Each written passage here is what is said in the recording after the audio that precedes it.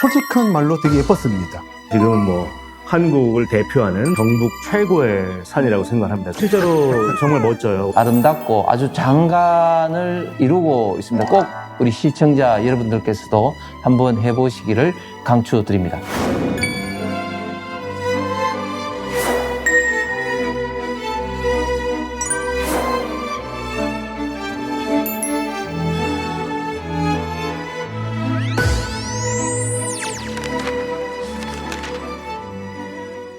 예, 안녕하십니까. 도시직설 시청자 여러분.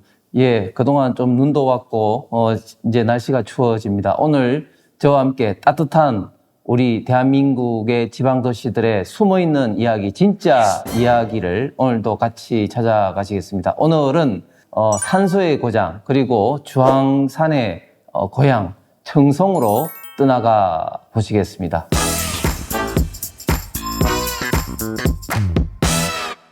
청송은 경상북도 지방에서 북쪽으로 약간 치우쳐져 있지만 그러나 중간에 있다고 할 수 있는 고장입니다. 예나 지금이나 청송은 산으로 둘러싸인 교통이 그렇게 접근하기가 좋지는 않은 도시입니다. 옛날에는 정말 경상북도 지방 중에서도 오지에 속했다고도 볼 수가 있었죠. 그래서 옛날도 그렇고 지금도 그렇고 인구가 그렇게 많지 않은 지역입니다. 옛날 이제 신라 고려를 통해서 조선시대 때도 마찬가지였습니다. 그런데 청송이 갑자기 도보가 돼버렸습니다. 조선시대 때에는 팔도 밑에 고을의 크기에 따라 도부, 목, 부, 현 이렇게 지방 조직이 구성되어 있습니다. 그래서 도부가 되어 있다는 건 굉장히 큰 지역을 의미하는데, 근데 그때 조선시대 때 도부가 세조 때 됐을 때 과연 청송이 컸느냐? 지금 조선왕조실록 등에 따르면 인구가 1000명도 되지 않았다고 합니다. 그럼에도 불구하고 왜 도부가 됐을까? 그것은 바로 세조의 어머니, 즉 세종의 왕비, 정실 왕비였던 소현황후와 굉장히 관계가 있습니다. 소현황후는 청송 심씨로서 고향 내양 본적이라고 하죠. 내양이 청송이었습니다. 그래서 당시 계유정난으로 왕권을 어떻게 보면 탈취한 세조 입장에서 어머니 모의 고향인 청송에 대한 그런 배려 차원에서 청송을 도읍으로 만들었습니다.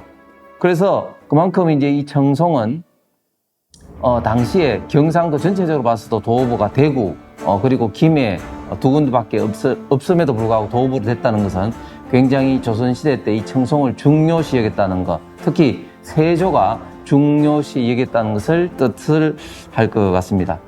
청송은 소현왕후를 비롯해서 청송 심씨의 본관입니다. 이 청송 심씨의 또 유명한 사람이 임진왜란 때 왜군에 의해서 끌려갔던 도공 심수관 선생이 유명합니다. 그때 이찬평 선생과 심수관 선생이 끌려가서 지금의 일본의 이런 도자기 문화를 만들었는데, 그때 끌려간 심수관 선생이 청송 심씨의 후손으로 지금은 15대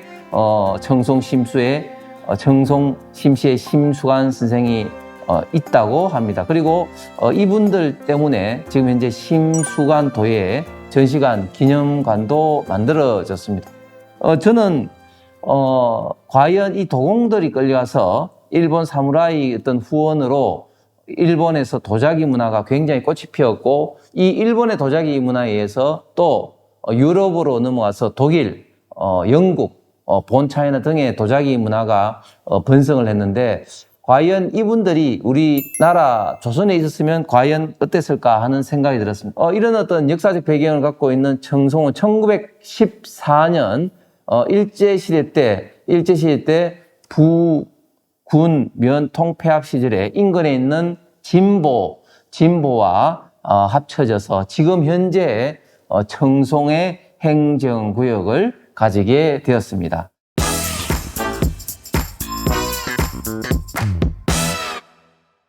제가 이번에 청송에 갔는데 밤에 진보면이라는 데를 들러서 청송읍에 왔습니다.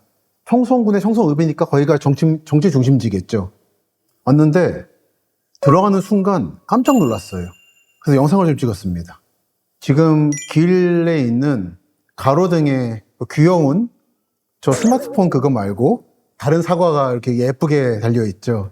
가다 보면 이제 이 거대한 사과 마크가 깜짝 놀랐네요. 그래서 뭔가 봤더니 청송이 그래서 읍 쪽이 이런 식으로 사과를 온 읍내에다가 배치해 놨더라고요.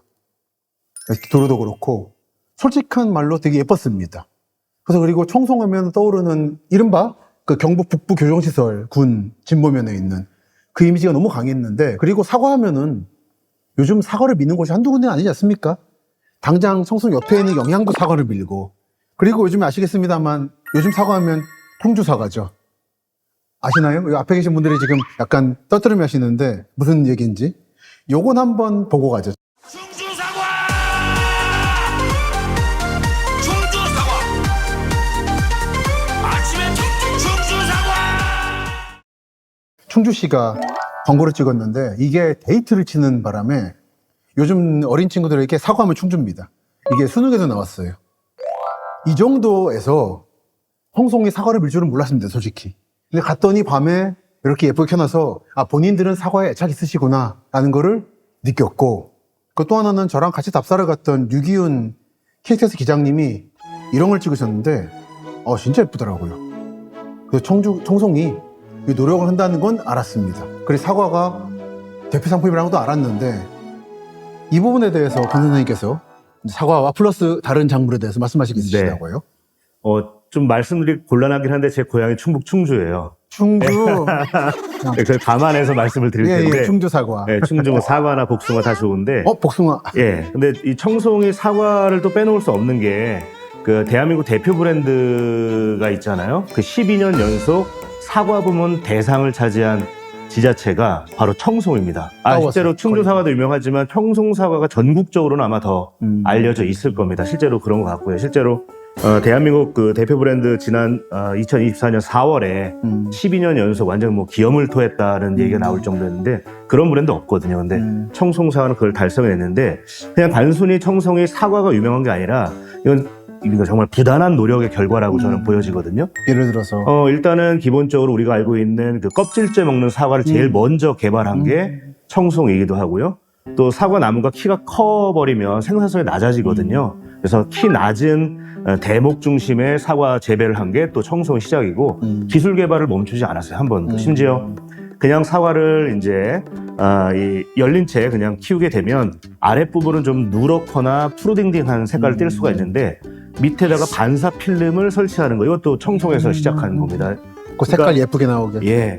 물론 자연적인 환경이 좋아요. 일단은 일교차가 평균 한 13도 이상이 나고 또 지대가 한 50m 산지다 보니까 일교차 큰 게 사과 재배는 좋거든요. 왜냐하면 밤에 이 당분을 과육에 저장을 하는 이제 특징이 있다 보니까 그런 일교차라고 하는 아주 자연적인 환경에 인간의 어떤 부단한 노력이 합해져서 이제 청송 사과가 나온 건데, 그런 면에서 앞으로도 기후변화 때문에 걱정되긴 하지만 청송 사과의 명성은 아마 길게 이어지지 않을까 하는 생각합니다. 예. 그리고 청송하면은 약간 이건 지자체 간 갈등의 요소긴 한데 또 다른 유명한 작물이 하나 있죠. 예, 고추 빼놓을 수 없죠. 예. 청양고추. 청양고추가 그 문제의 청양고추인데 네.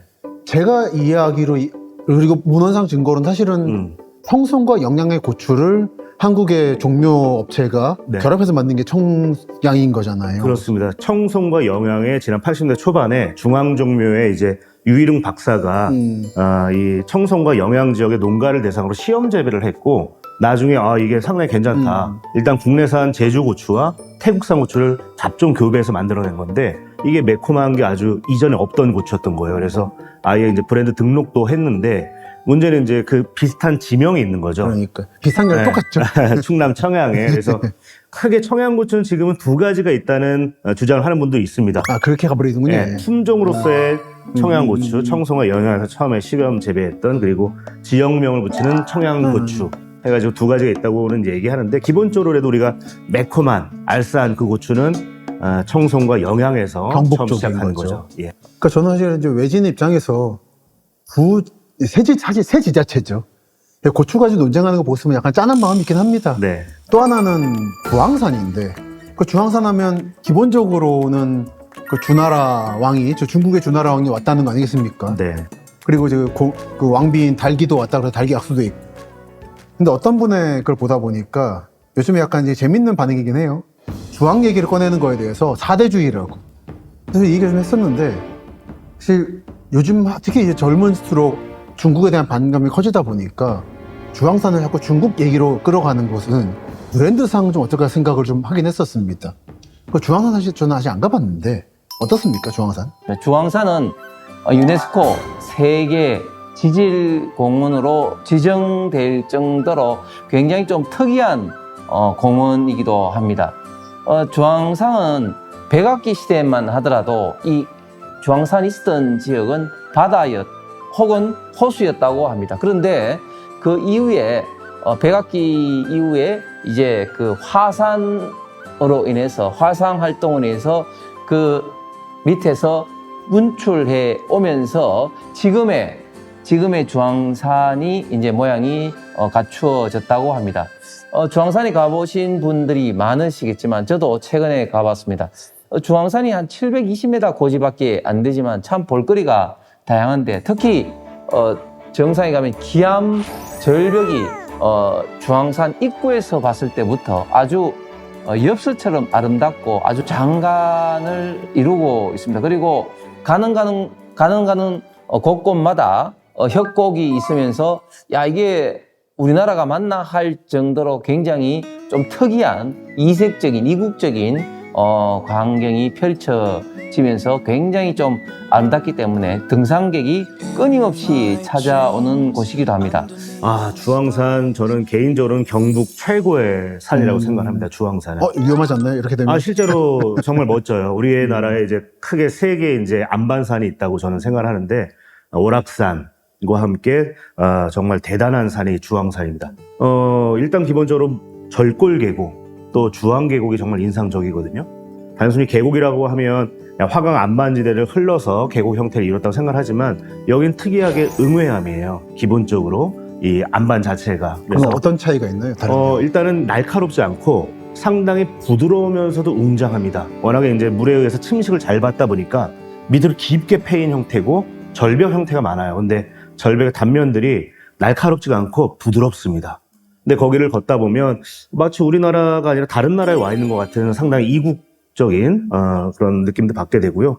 절골계곡의 경우에 한 10km 정도 되는데 걸으면 한 7시간 안팎 걸리거든요. 상당히 부드러우면서도 웅장한 멋이 인상적이고 폭포가 잘 발달되어 있고 그래서 데크길로 또 조성이 되어 있거든요. 사실 돌들이 동글동글하네요, 느낌이. 네, 이제 어머니의 느낌을 받기도 한다는 얘기도 있고 옛사람들은 이제 주황산을 멀리서 봤을 때 돌이 병풍을 친 것 같다 해가지고 옛 이름은 석병산이라고 불릴 때도 있었습니다. 그 이름 좋네요. 네, 석병산. 지금 이제 주황산이고요. 76년에 이미 12번째 국립공원으로 지정됐을 만큼 뭐 풍광 면에서 또 식생 면에서 정말 둘도 없는 산 중에 하나가 주황산이에요.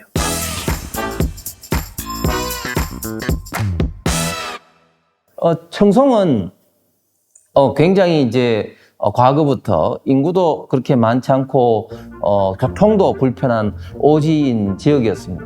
그런데 지금 보면은 그런 어떤 굉장히 좀 그 열악한 환경 상황을 역발상적으로 이용한 정책들을 지금 현재 청송군에서 많이 펼치고 있습니다. 대표적으로 소위 말해서 기피시설, 님비 현상이라고 하죠. 기피시설이 뭐겠습니까? 대표적인 기피시설이 교도소, 그리고 뭐 댐이 되겠습니다. 그런데 청송은 잘 아시는 것처럼 우리나라에서 가장 규모가 큰 교도소 중에 하나인 청송교도소, 그리고 청송감호소가 있는 지역입니다. 그런데 청송은 오히려 역발상적으로 더 이것을 좀 이용해서 오히려 좀 이 교도타운을 좀 만들자. 그래서 더 많은 교도소를 좀 유치를 좀 하려는 그런 움직임이 있습니다. 왜 그러냐면 이 교도소가 만들어지게 되면 그 교도소를 운영한 교도관들이라든지 또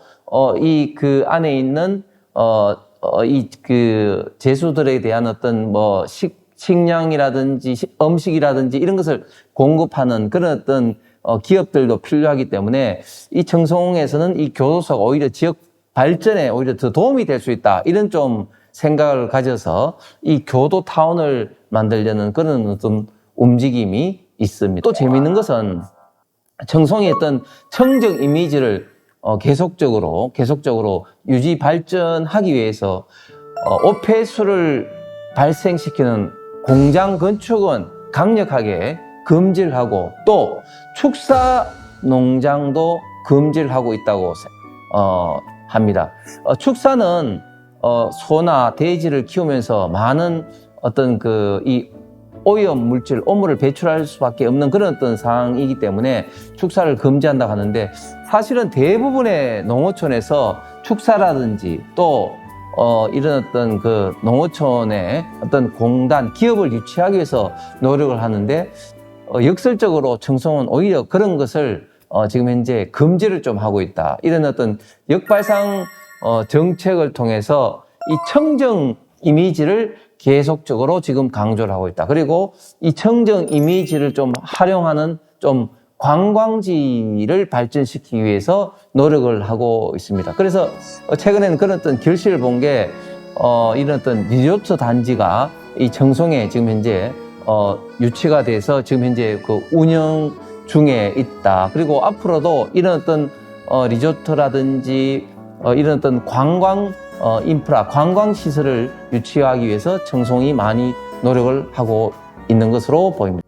이게 이제 같이 보면은 간판에 이제 1교도소, 2, 3교도소. 요즘엔 청송교도소를 안 씁니다. 워낙에 이미지가 나빠지다 보니까. 그리고 이제 그래서 경북부 교정시설이라 그래요. 그리고 위치를 안 알려주기 때문에 국립농산물품질관리원에 가면 거기서 길을 꺾으면 나온다라고 말을 하십니다. 그리고 요게 산소카페 청송군이라 되어 있는데 초소가 있죠. 현재 이게 군이나 시 경계마다 옛날엔 초소가 있다가 많이 폐지를 했는데 청송은 아직 있습니다. 가끔씩 탈옥 사건이 날 때 그걸 검문하기 위해서 존재하는 거죠. 이런 것들이 청송의 어떤 현실을 보여주는 거고, 그리고 그 교정 경제 덕분에 청송의 진보면에는 다이소가 있어요. 그 한국의 도시화를 보여줄 때 몇 가지 지표가 있습니다. 메가커피라든지 스타벅스 또는 다이소예요. 그러니까 다이소 이번에 저도 갔는데 바글바글 하더라고요. 젊은 부부들이. 그거는 진보면을 중심으로 돌아가는, 청송의 중심은 청송읍 정치 중심이 군청에 있는 곳이지만 실제 경제는 진보로 돌아간다라고 하는 거를 보여주고 있는 것이었고, 보시면 버스 시간표가 동서울 가는 게 딱 봤을 때 6번 있어요, 하루에. 근데 청송읍에 있는 청송터미널은 이거보다 수가 적습니다. 이거에서도 청송의 실제 중심이 어디인가를 보여주고 있는 거죠. 그리고 여기 보시면 교정아파트 가는 버스가 있는데 이게 사실은 청송교도소 가는 버스인 거죠. 근데 다만 여기서 이제 걱정이 되는 게 이 청송의 경제가 돈다는 건 사실은 그 정부 교정기관에서 근무하는 분들을 관리하는 교도관들, 그리고 면회객, 그리고 교도소가 있기 때문에 이제 뿌려지는 이제 정부 차원의 지원들, 이 삼박자가 돌아가면서 이 진보면 중심으로 경제 활성화가 일어나는 건데, 이 교정직 공무원들 입에서 나오는 이게 좀 좋진 않아요. 병원이 사실은. 속출한 말이 나오더라고요. 이거를 방치할 수는 없는 거다. 왜냐면은 교정직은 사실 이탈률이 높습니다. 워낙 일이 험하고 그런 상태에서 교도소들이 좀 외진돼 있거든요. 그러다 보니까 반발이 큰데, 이렇게 숙소까지도 비싸다 보면은 사실은 이 다른 공무원과 달라서 이탈률이 더 높아질 수밖에 없는 거고, 이렇게 되면 결국은 국가 차원에서 교정시설 공무원들을 위한 숙소를 대량으로 지을 수밖에 없어요. 그러면 이런 오피스의 경제는 수직에 무너집니다. 제가 이번에 이렇게 말씀드렸더니 진보면 출신의 그 군의원께서 열심히 제 말씀 들으신 다음에 안 그래도 짓기로 했다고, 일부 공공시설로. 근데 사실 말씀드렸지만 부족해요. 더 많이 짓거나, 근데 이를 지으면 결국은 오피스의 경제는 무너지는 거죠. 제가 볼 때 그렇게 되기 전에 한때 코로나 때 유행했잖아요. 상생협약이라고. 월세 낮추고 하는 것들. 그렇게 함으로써 더 국가 차원이나 군 차원의 시설을 안 짓더라도 시민들께 곧바로 돈이 돌아갈 수 있게 적절한 시설에 오피스텔 비용을 유지시키면서 하는 게 어떨까 생각을 했습니다. 지금 보니까 여성교도소가 또 생길 거거든요. 그런 상황에서 국가가 강제적으로 교도소 관련된 아파트를 더 짓기 전에 군 차원에서 그리고 시민 차원에서 많은 대응을 해주시면 좋겠다는 생각을 했고, 이렇게 입구인데 이런 오피스텔들이 많이 있어요. 또 이런 시설도 다 이게 교정 공무원들을 위한 시설들인 겁니다. 이런 시설들이 만약에 국가가 만약에 아파트를 짓거나 하면은 많이 폐업할 거예요. 그렇게 가지 않고 좋은 방향으로 나가기를 바란다는 마음을 좀 전달하고 싶었습니다. 그리고 청송이 이제 봉합 분천부터 동해안 가는 철도 계획이 있긴 하거든요, 예전부터. 근데 지금 상태로 하면 안 될 거예요. 왜냐면 지금 핵심 라인들도 돈이 없어가지고 이른바 티스푼 공사라고 하거든요. 그 예산 떨어지면 조금 이렇게 한다는 식으로.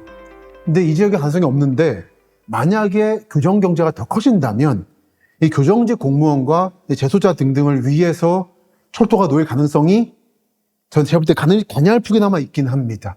이 정도 수준인 거예요. 예를 들어서 이번에 중부내륙선이라고 판교부터 문경까지 철도 라인이 개설됐습니다.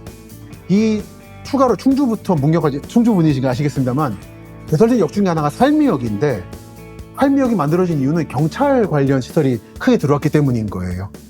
그런 신락 같은 희망을 품게 해주는 철도 해주는 아주 하나가 교도소이기도 한 겁니다. 그러니까 이거는 어쩔 수 없는 선택이고, 대도시 분들은 모르시는 현재 한국의 이른바 지방, 특히 그중에서도 산골 오지 지역의 처절한 고민인 거죠. 그러니까 이게 참 밖에서 말하기 어려운 일들입니다. 그리고 그런 부분에서 이제 사실상 청송을 먹여 살리고 있지만 애써 내세우지 않는 교정 경제, 교도소 경제라는 부분을 조금 더 청송에서 내세울 필요가 있지 않나 생각을 이번에 했었습니다. 그래서 이번에 청송읍에서 강연도 하면서 그런 말씀드렸습니다만 다 알고는 계세요. 사실 우리는 이걸로 먹고 살고 있는 거다. 그런데 밖으로는 주황산과 사과, 그리고 논쟁의 대상에 있는 고추다 보니까 약간 인식의 괴리가 생긴 게 아니라 생각을 했었습니다. 사람들이 대도시에서는 군대와 교도소를 밀어내려고 합니다. 근데 어떤 지역들은 인구 감소와 지방 소멸을 막기 위한 방안으로서 군부대와 교도소를 유치하려고 그래요. 그 대표적 사례가 군부대는 임실군이고 교도소는 청송군이에요. 임실은 처음에 군부대를 반대하다가 요즘에는 그 평균 인구가 수천 명이 생기는 거잖아요. 그걸 깨닫고는 적극적으로 홍보를 해서, 예를 들어 면회를 왔을 때 면회 오지 못하는 대원들이 있잖아요. 그 군인들이. 그러면 국민들이 같이 놀아줍니다. 같이 이렇게 산책을 하기도 하고. 그 정도로 적극적으로 하면서 이게 우리 지역의 소멸을 막아주는 어떤 보배다라고 말을 하고 있고, 청송도 교도소가 처음에는 당연히 싫어하죠. 그런데 해보니까 이거 없이 소멸해가는 지역에 비해서 경제가 살아난다는 거예요. 다이소가 생긴다는 게 여러분들이 특히 대도시 사는 분들은 그게 뭐냐 하실 수 있지만 이게 어마어마한 겁니다. 지역에서는. 그래서 지금은 더 달라. 청주에 여성교도소가 있는데 지금 포화 상태입니다. 그래서 더 지어달라. 짓기로 했어요. 그러면서 교정 공무원용 아파트 100채를 짓기로 한 거고. 근데 그런 건데 아까 말씀하셨지만 개발의 방해면이 있는데 과연 청송에 교도소가 없었을 때 어떤 개발이 가능했겠는가를 질문을 저는 던지고 싶어요. 예를 들어서 한번 어떻게 생각하세요? 재소자들이야 직접 이제 경제 활성화에 도움은 안 되겠지만 그들을 이제 관리하는 그 이제 교정직 공무원들은 말 그대로 상주 인구가 되는 거잖아요. 근데 1인이 혼자 와 있는 경우도 있지만 가족이 와 있는 경우들도 있고, 또 이들이 이제 밖에 나가서 먹기도 하고 뭐 옷을 사기도 하고 여러 형태의 경제 활동이 이어지니까 사실 청송 입장에서는 지금 현재는 교정 시설이 상당히 주요한 경제에 있어서의 활성화 하나의 수단이자 도구이자 또 동시에 목표이기도 한 거죠. 사실 처절한 거긴 합니다. 어쩔 수 없는 선택인 겁니다. 하지만 그것도 받지 않았던 지역에 비해서는 서바이벌하는 높아진다.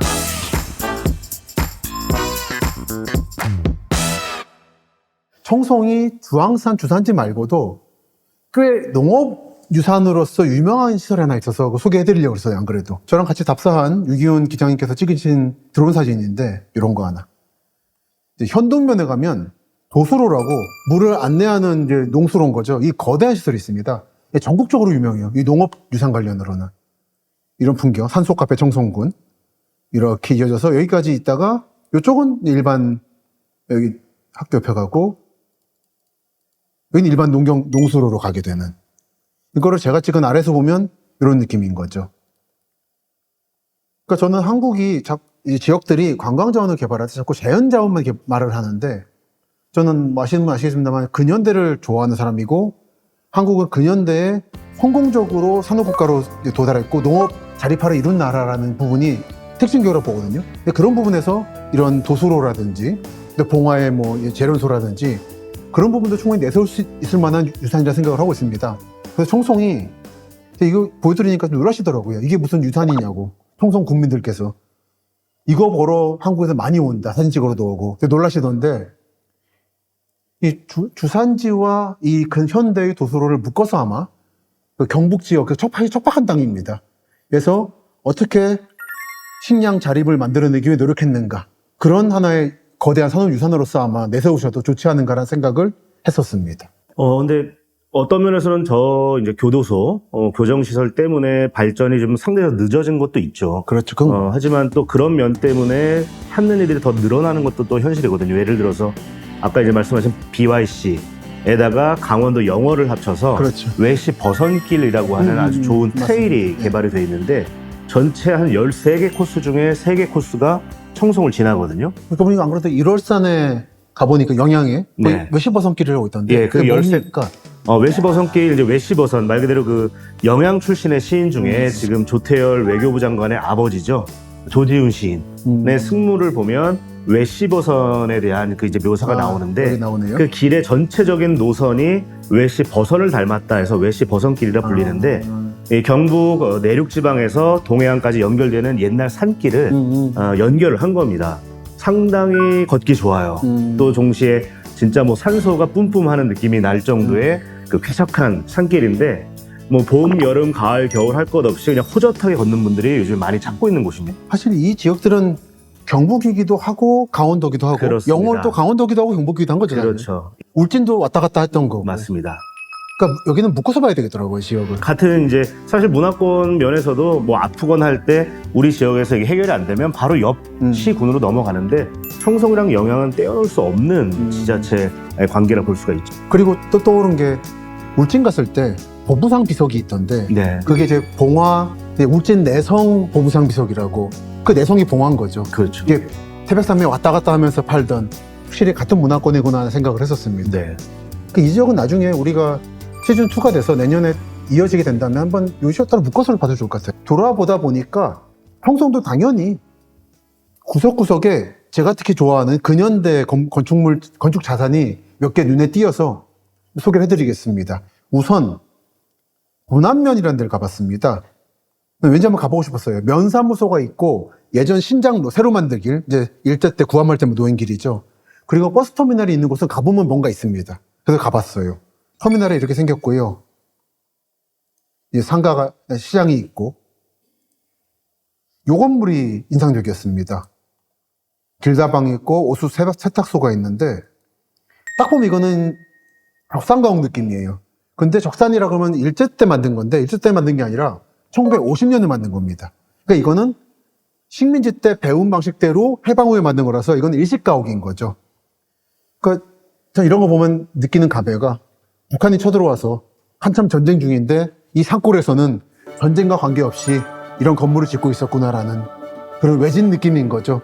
이 안동부터 해서 경북 지역은 참 문화가 많이 남아있는데 그게 냉정하게 말해서 어떤 이 지역의 훌륭한 그런 느낌이라보다는 외지다 보니까 잘 남습니다. 한번 들어오면. 이 건물에서도 그런 느낌을 받았네요.